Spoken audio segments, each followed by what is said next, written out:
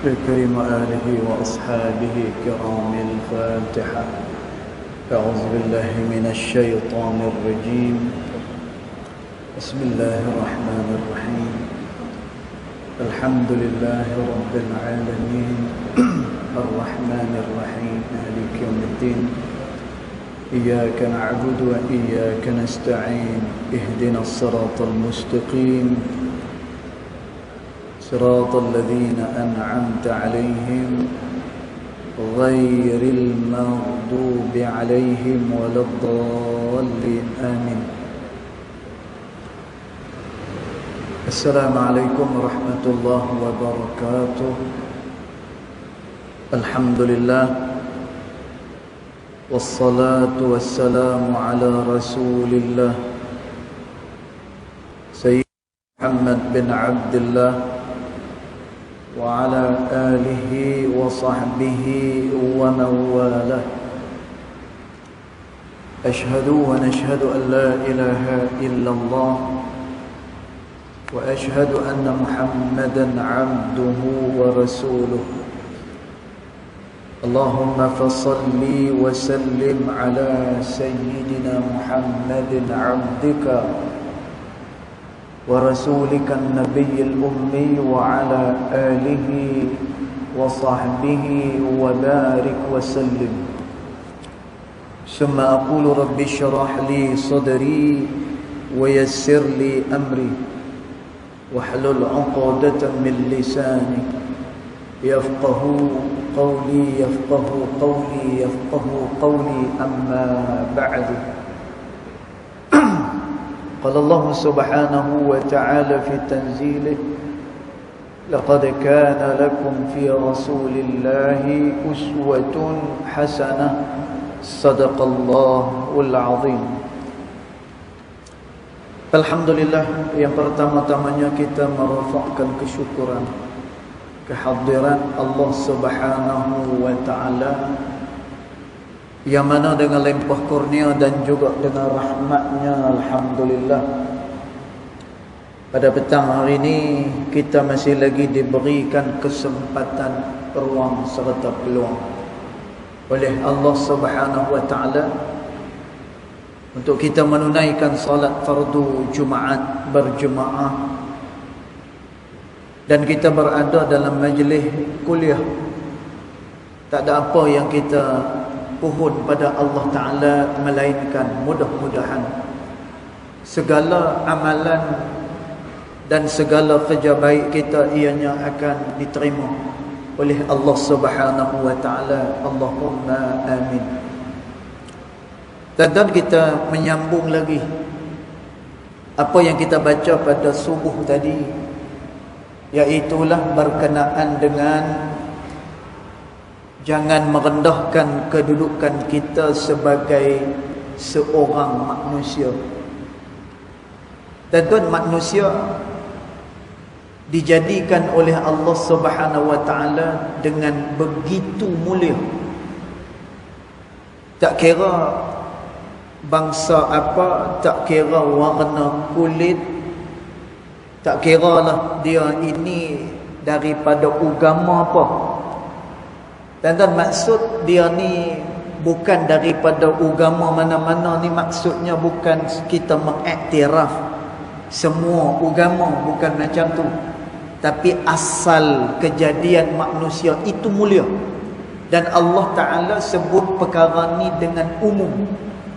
Allah Subhanahu wa Ta'ala dia sebut, laqad khalaqnal insana fi ahsani taqwim. Sesungguhnya kami telah jadikan manusia itu dengan sebaik-baik kejadian, kata Allah Ta'ala. Ayat lain Allah Ta'ala kata, walaqad karramna bani Adam. Dan kami telah memuliakan semua anak-anak Adam, kata Allah Ta'ala.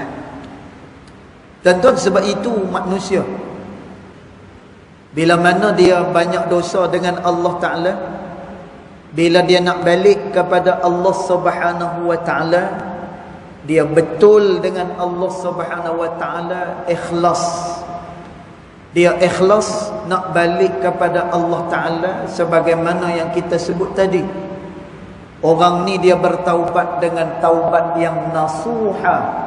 Nasuha maknanya taubat yang sebenar-benarnya kepada Allah Ta'ala. Berazam yang dia akan meninggalkan dosa yang dia lakukan. Dan tuan, pasti dia akan diampunkan oleh Allah Subhanahu wa Ta'ala. Ini adalah kerana manusia itu dimuliakan oleh Allah Ta'ala.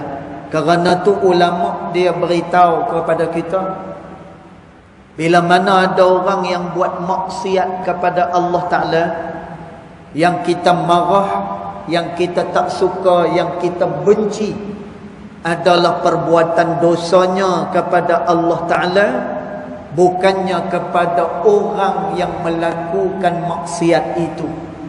Dan tuan, kerana pada asalnya manusia Allah Ta'ala jadikan mereka itu mulia, sebaik-baik kejadian, dan juga seluruh daripada keturunan manusia itu dimuliakan oleh Allah Subhanahu wa Ta'ala. Kerana tu Allah Subhanahu wa Ta'ala dia tak mau manusia baik, dia buat perbuatan baik, tetapi di sebaliknya itu ada tersirat niat-niat hak yang tidak elok. Yang ni disebut oleh Sayyidina Ali radhiyallahu anhu wa ardhah. Kemudian dia meninggikan lagi dirinya dengan berakhlak dengan akhlak yang mulia. Kemudian dia berurusan mengikut sebagaimana yang telah diaturkan agama Allah Subhanahu wa Ta'ala. Dan tuan, bila dia buat semua perkara-perkara kebaikan ini, sungguh dia telah pun meninggikan diri dia pada sisi Allah Ta'ala, dan dia jadi orang yang istimewa di sisi Allah Subhanahu wa Ta'ala. Baik, maka oleh kerana itu, dan oleh sebab itu, kerana kita nak buat perkara-perkara yang baik ini, maka dia perlukan kepada penyucian jiwa. Dan tuan, dia perlu kepada kebersihan hati. Sebab itu dalam khutbah tadi kita dengar bagaimana hadis Nabi SAW. Nabi sebut, man aznaba zambin, siapa-siapa dia yang melakukan dosa kepada Allah Subhanahu wa Ta'ala, sayud'u nuqtatas sauda ala qalbih, Allah akan meletakkan dalam hati dia satu titik yang berwarna hitam, kata Nabi SAW. Dan tuan, dosa-dosa ni dia akan memberatkan kita untuk melakukan kemajuan terhadap diri kita sendiri. Dan tuan, terutamanya nak memajukan diri kita pada sisi Allah Subhanahu wa Ta'ala. Syaitan dan juga iblis seboleh-bolehnya akan menjauhkan kita daripada kemuliaan kita. Dan tuan, sebab itu dalam surah Al-Ma'idah Allah Subhanahu wa Ta'ala dia sebut, mana-mana amalan yang mana amalan itu disukai oleh syaitan, fajtanibuh, maka hendaklah kamu jauhkan diri kamu daripada amalan-amalan ni. Dan kamu kena ingat kata Allah Ta'ala, innama yuridu syaitanu ayyuqi'a bainakumul adawah wal baghdha, kata Allah Ta'ala. Dan kerja syaitan ni, dia nak menjatuhkan manusia dalam apa? Lembah permusuhan, wal baghdha, dan dia nak supaya kita bertengkar di antara satu dengan yang lain, wa yasuddakum an zikrillah, dan dia akan halang kamu daripada mengingati Allah Subhanahu wa Ta'ala. Dan tuan, ni adalah pekerjaan syaitan. Maka orang yang tidak menjaga dia punya hati dia, maka dia tidak akan mampu nak melakukan perkara-perkara kebaikan. Dan tuan, bila mana dia terhalang daripada perkara kebaikan, maka terhalang pula lah untuk dia mendapatkan kedudukan yang istimewa di sisi Allah Subhanahu wa Ta'ala. Maka dia kata dekat sini, qala al-Munawi, maka telah berkatalah Al-Imam Munawi. Dan Imam Munawi ini salah seorang daripada ulama besar di dalam mazhab kita, dalam mazhab Syafi'i. Dia murid kepada Imam Syamsur Ramli, pengarang kepada kitab Nihayatul Muhtaj, syarah kepada Minhaj yang dikarang oleh Al-Imam An-Nawawi rahimahullahu ta'ala. Dan jadi Imam Munawi ini murid kepada Imam Ramli rahimahullahu ta'ala. Dan ni kita cerita sikit lah di lapangan akademik. Dan kita dalam pendapat fiqh. Dan fiqh ni dia luas. Dia tidak sebagaimana akidah. Akidah dia cuma ada dua. Sama ada beriman ataupun dia kufur kepada Allah Subhanahu wa ta'ala. Dua tu saja. Beriman ataupun dia kufur dengan Allah Ta'ala. Tapi dalam bab fiqh ni dia luas. Tapi luas-luas pun bukannya kita boleh suka-suka hati. Dia bukannya boleh suka-suka hati. Sat nanti karang dengan pendapat ni, sat nanti karang dengan yang ni pula, sat nanti karang dengan hak yang ni pula. Tidak begitu. Pasal apa? Tuan-tuan, kerana dikhawatiri kalau kita tersalah di dalam melakukan apa yang diperintah oleh Allah Ta'ala. Cuma saya nak abad guru kepada Imam Munawi ni, Imam Ramli rahimahullahu ta'ala, bila kita ada khilaf, perselisihan di dalam bab fiqh ini, tuan-tuan, biasanya akan dirujuk kepada dua orang imam ni. Yang pertama Imam Ibn Hajar Al-Haytami, dan yang kedua akan dirujuk kepada Imam Ramli rahimahullahu ta'ala, yang kata ni anak murid dah. Dan jadi dia kata, qala Al-Munawi, maka telah berkatalah Imam Al-Munawi, at-tazkiyatu. Dan tazkiyah. Dan apa dia tazkiyah ini? Tuan-tuan, tazkiyah ni penyucian jiwa kepada Allah Subhanahu wa ta'ala. Tiap-tiap orang dia mesti membersihkan jiwa dia. Tuan-tuan, yang kata jiwa ni apa dia? Disebutkan oleh Al-Imam Ar-Razi rahimahullahu ta'ala. Dia sebut, man arafa nafsahu faqad arafa rabbahu. Dia kata, siapa-siapa dia yang mengenal akan dirinya, maka sungguh dia akan mengenal kepada Tuhannya.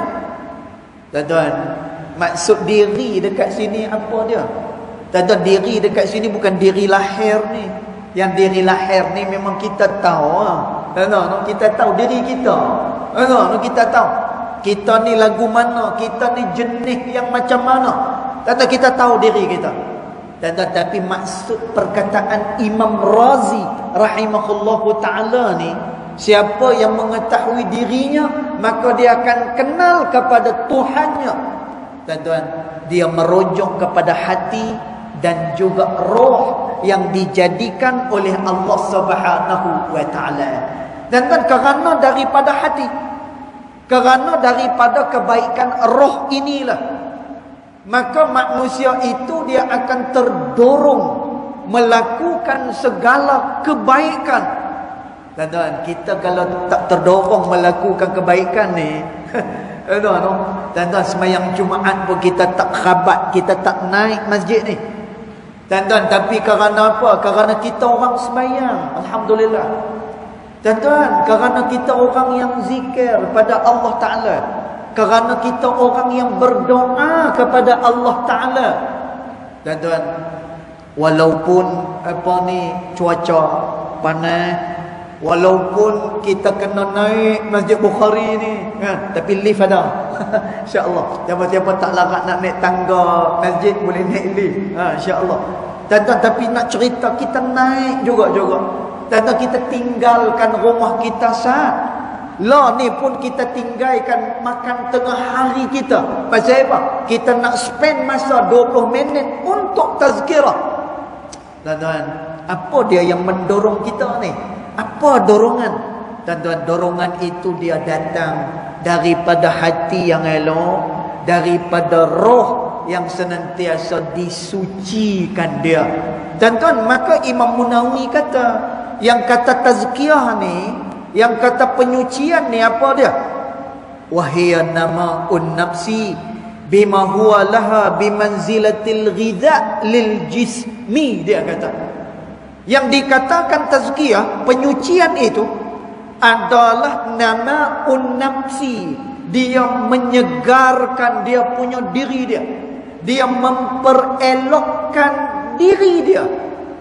Tuan-tuan, dia elokkan dengan apa ni? Tuan-tuan, dia perelokkan diri dia dengan benda yang kita sebut subuh tadi.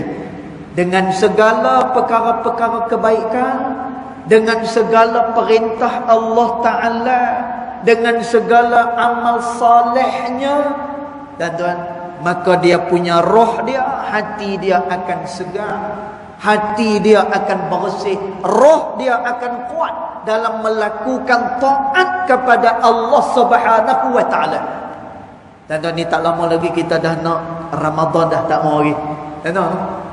Tuan-tuan, Ramadan ni disebutkan oleh Al-Imam Ibnu Athaillah As-Sakandari rahimahullahu ta'ala. Dia kata Allah Ta'ala menjadikan bulan Ramadan ni bukannya saja-saja. Tuan-tuan, 11 bulan kita boleh makan. Tiba-tiba 1 bulan ni tak boleh makan.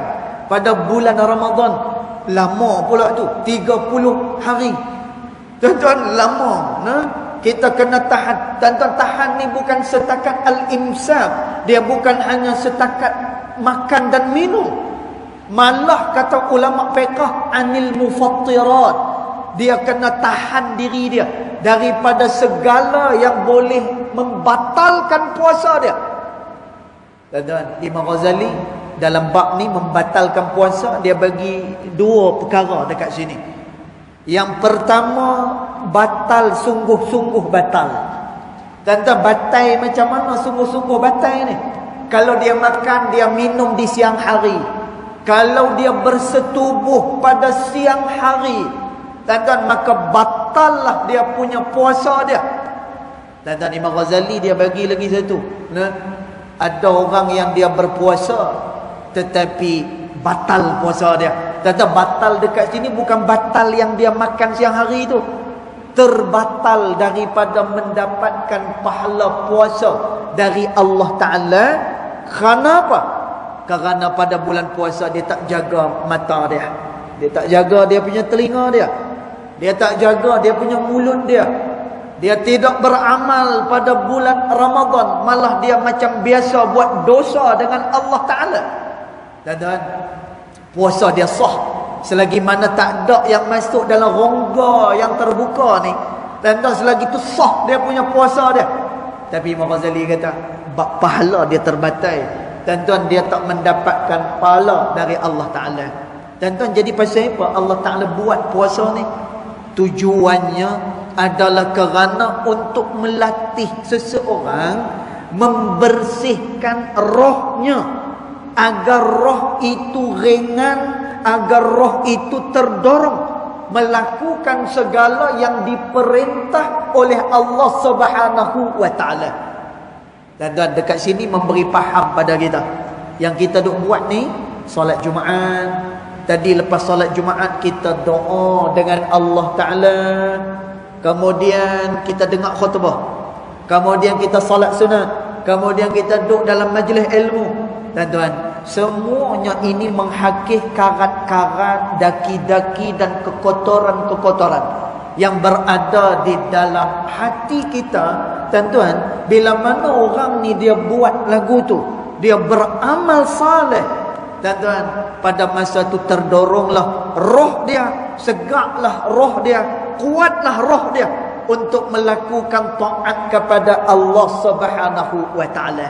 Tuan-tuan, kerana orang yang nak buat taat ni, dia akan dihalang oleh syaitan yang senantiasa memusuhi manusia. Imam Ghazali rahimahullahu ta'ala dia sebut dalam kitab dia Minhajul Abidin. Tuan-tuan, orang yang nak buat baik ni, kata Imam Ghazali, dia melalui muaqabat. Tuan-tuan, dia akan melalui muaqabat. Tuan-tuan, apa dia muaqabat?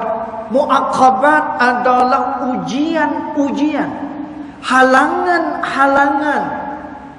Tuan-tuan, halangan-halangan ni kalau tak kuat, tuan-tuan, apatah lagi kalaulah ujian itu daripada Dajjal yang dilaknat oleh Allah Ta'ala.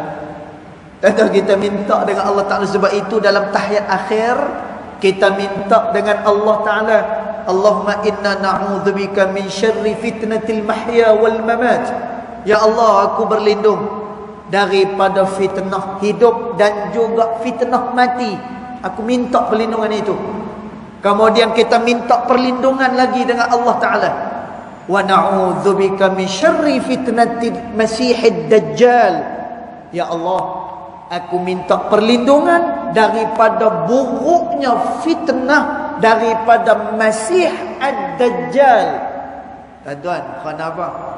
Kerana esok ni bagi orang-orang yang rapuh hati dia, tuan-tuan, rapuh hati dia, maka golongan inilah yang akan menjadi pengikut kepada Dajjal yang dilaknat oleh Allah Ta'ala. Itu pun, tuan-tuan, ulama hadis kata, lah ni pun kita boleh tengok dah, tuan-tuan, dalam keadaan Dajjal tak mai lagi. Tuan-tuan, dalam keadaan ada lagi orang yang berzikir, orang yang mengajak kepada orang lain, ada lagi, tuan-tuan.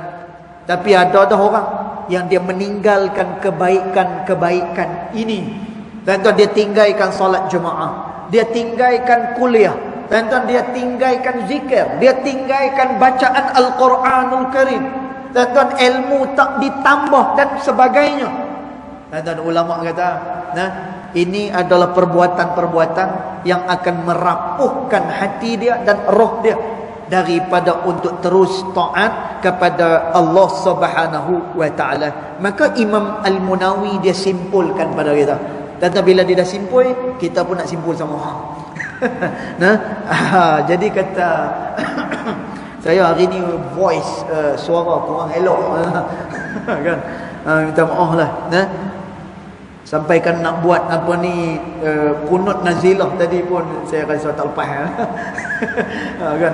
Pasal dia tak tahu pasal apa dia jadi sangkut macam ni kan.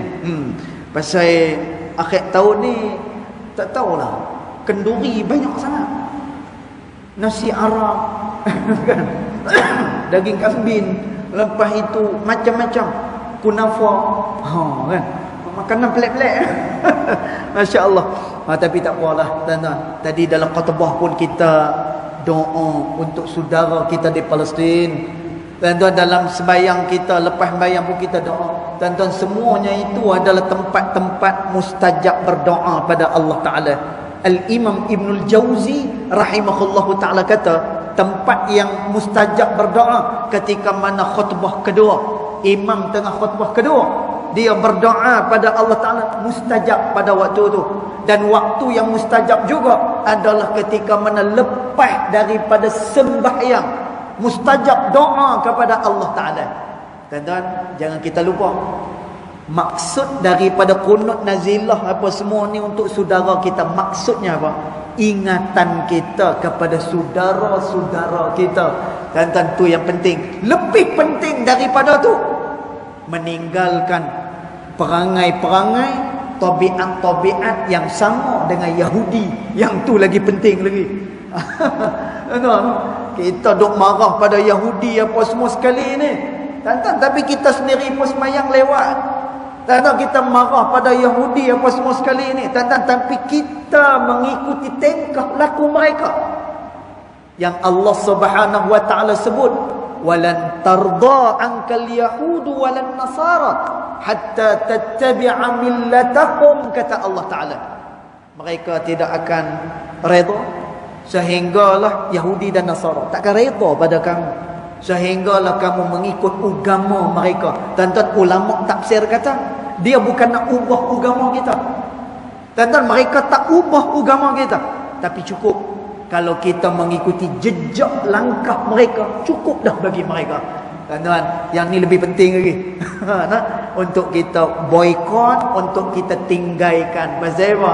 Dia dilarang oleh Allah Ta'ala. Jadi dia simpulkan kat sini, Aslut tazkiyah, yang dimaksud dengan penyucian jiwa itu, nafyun ma yastaqbaha qawlan aw fi'la, hendaklah dia membenci segala perkataan yang tak elok dan juga segala perbuatan yang tidak elok. Yang ni dia kena benci. Dan bila dia benci kepada perkara-perkara yang tidak elok ni, dan masya-Allah, dia adalah orang yang disebut oleh Allah Subhanahu wa taala sebagai orang yang karim, yang mulia, sebagai orang yang saleh, orang yang baik pada sisi Allah taala, orang-orang yang syakur, orang yang bersyukur kepada Allah Subhanahu wa taala. Dan bila kita letakkan diri kita pada kemuliaan Allah taala, yang ni yang disebut oleh apa ni dalam tafsir Jalalain, masya-Allah, tuan-tuan, hebat orang ni. Wa ulaika humul muflihun, dia adalah orang berjaya. Tuan-tuan, berjaya ni macam mana? Dia berjaya dunia dan juga berjaya di akhirat besok. Tuan-tuan, masya-Allah, kemuliaan. Jadi tuan-tuan, banggalah kita pasal kita dijadikan oleh Allah Taala mulia. Jadi jangan kita rendahkan darjat kita sebagai manusia. Tadi dalam khutbah pun kita dah dengar, kalau melakukan dosa kepada Allah Taala, bertaubat pada Allah Subhanahu wa taala, kerana Allah dia kasih kepada hamba-hamba dia yang bertaubat kepada dia. Dan faham elok-elok, Allah kasih kepada hamba-hamba dia yang bertaubat kepada dia. Tuan-tuan, maknanya setiap kali dia buat dosa, taubat dengan Allah Ta'ala. Setiap kali dia buat kesalahan, dia menyesal. Cuma dia tak kuat dalam nak meninggalkan perkara yang dilarang oleh Allah Ta'ala. Mudah-mudahan taubat nasuha kita menjadi kekuatan pada kita untuk kita istiqamah taat kepada Allah Subhanahu wa taala. Jadi cukup dulu setakat itu. Yang baik datang daripada Allah Subhanahu wa taala, yang tidak baik datang daripada kejahilan diri saya sendiri, walaupun hakikat kedua-duanya datang daripada Allah Subhanahu wa taala. Bismillahirrahmanirrahim. Alhamdulillahirabbil alamin. Wassalatu wassalamu ala asyrafil anbiya wal mursalin wa ala alihi wa sahbihi ajma'in. Allahumma ighfir lana ma akhtana wa ma ta'ammudana wa ma asrarna wa ma a'lanna wa ma anta a'lamu bihi minna. Antal muqaddim wa antal muakhir. La ilaha illa anta subhanaka inna kunna minadh dhalimin. Wa sallallahu ala sayyidina Muhammad wa ala alihi wa sahbihi wa baraka wa sallam. Walhamdulillahi rabbil alamin. Allahu a'lam.